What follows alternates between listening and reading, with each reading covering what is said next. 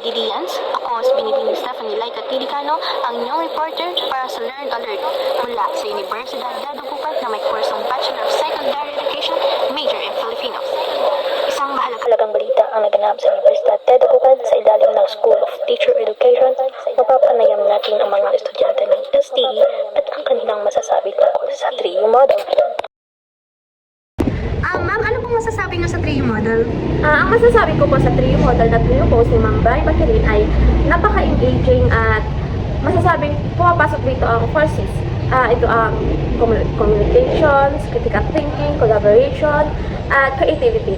Masasabi ko napasok dito ang critical thinking kasi yung field input, ito yung way na nagbibigay siya ng instructions na pag-aaralan sa bahay at makakapagbasa kaming mga estudyante at para maging prepare kinabukasan sa aktibidad o discussion lecture na gagawin ni Ma'am Bri. May natutulong po ba ito sa pang-araw-araw na pagpasok niyo po, ma'am? Marami kasi ako usually in my personal opinion napaka shy type ko, kumbaga mahiyain at hindi ako sanay magsalita sa maraming tao. Pero nung napatupad to ni Ma'am Bri, paunti-unti ko nag-gain yung confidence ko. So, malaki yung tulong niyan para sa akin. Maraming salamat, ma'am.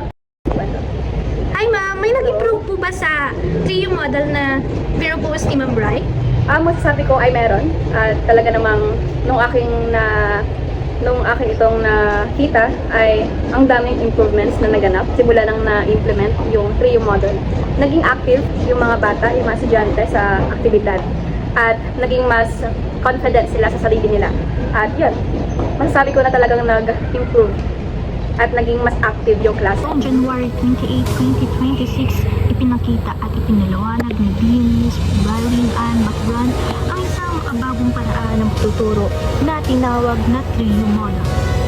Ayon kay Dean Bakiran, ang modelang ito ay binubuo ng tatlong mahahalagang bahagi upang mas maging epekto ang pagkatuto ng mga mag-aaral at sa mga faculty na walang sawang nagbibigay gabay sa mag-aaral.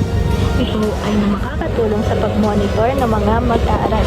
Input kung saan ang mga mag-aaral ay binibigyan ng material o impormasyon bago ang talagyan upang magkaroon sila ng kaunang kaalaman sa aralin.